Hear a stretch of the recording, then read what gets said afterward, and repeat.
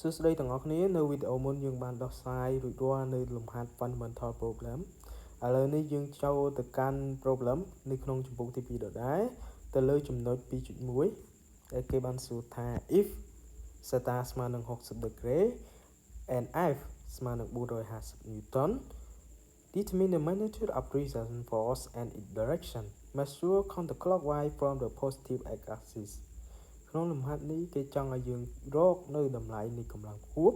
ហើយនឹងមុំដែលវាស់ចេញពី positive x-axis តាមទិសដៅវិជ្ជមាននៃ x-axis ហ្នឹងតាម direction counterclockwise គឺច្រាសត្រនិចដូចលកាដល់នៅទីតាំងនៃ resultant force មានន័យថាមុំវាស្ថិតចាប់ពី x-axis តាមទិសដៅច្រាសត្រនិចដូចលការហូតទៅដល់នៃកម្លាំងខួបឥឡូវនេះមុននឹងដោះស្រាយយើងត្រូវ apply ទៅលើគូ diagram សិនដែល diagram ទៅលើ parallelogram law និង triangle rule ឥឡូវនេះយើងគូ diagram នេះកម្លាំង F នេះគេឲ្យ450 Newton ហើយតម្លៃនេះគេឲ្យមកស្រាប់នេះ S ស្មើ450 Newton ហើយកម្លាំង100គេបានឲ្យហើយយើង apply ទៅលើ parallelogram law យើងនឹងគូបាននៅកម្លាំងគួប FA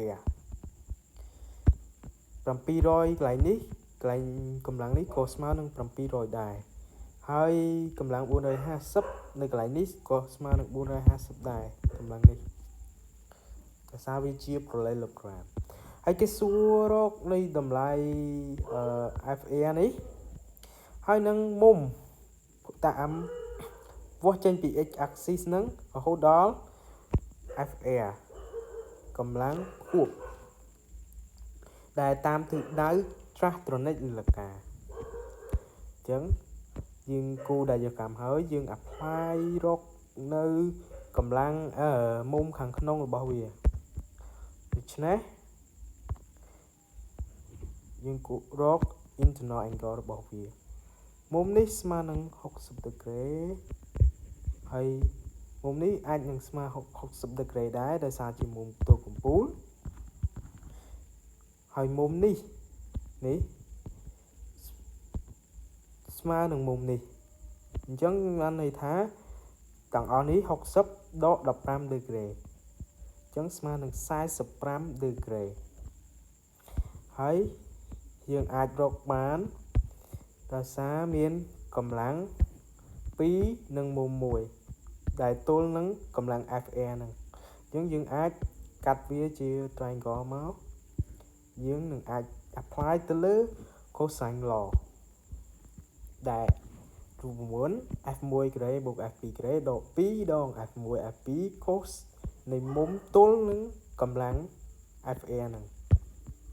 អញ្ចឹងវាស្មើនឹង700ក្រេបូកនឹង450ក្រេដក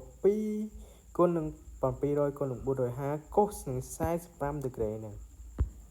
អញ្ចឹងយើង apply នឹងគណនាទៅលើរូបមន្តហ្នឹងទៅនឹងបានតម្លៃស្មើនឹង497 Newton បន្ទាប់មកយើងត្រូវរកមុំ phi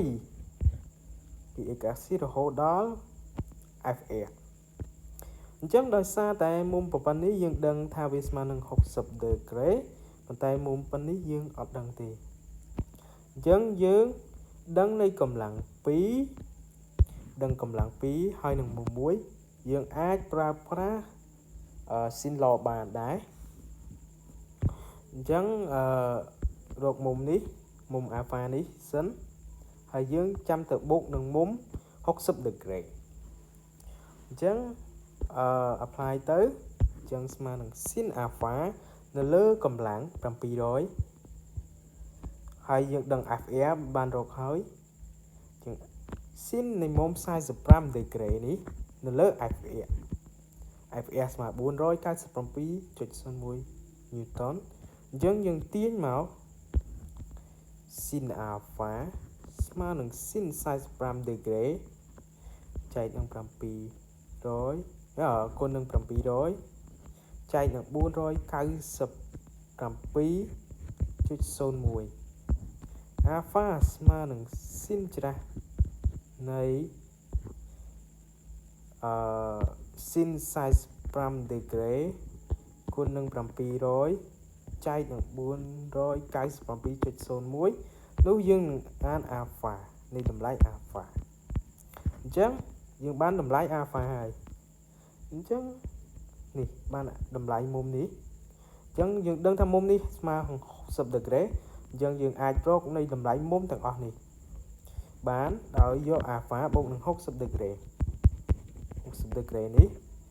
អញ្ចឹង alpha ស្មើនឹង 95.19 បូកនឹង60ស្មើនឹង 155 degree អញ្ចឹងយើងបានមុំចាប់ពី x axis រហូតដល់ FR 155 degree អញ្ចឹងលំហាត់នេះបានដោះស្រាយនៅបញ្ចប់ដោយយើងរកឃើញនៃតម្លៃនៃកម្លាំងផ្គួបស្មើនឹង 497.01 Newton ហើយនឹង phi មុំរបស់វាមានតម្លៃ 155 degree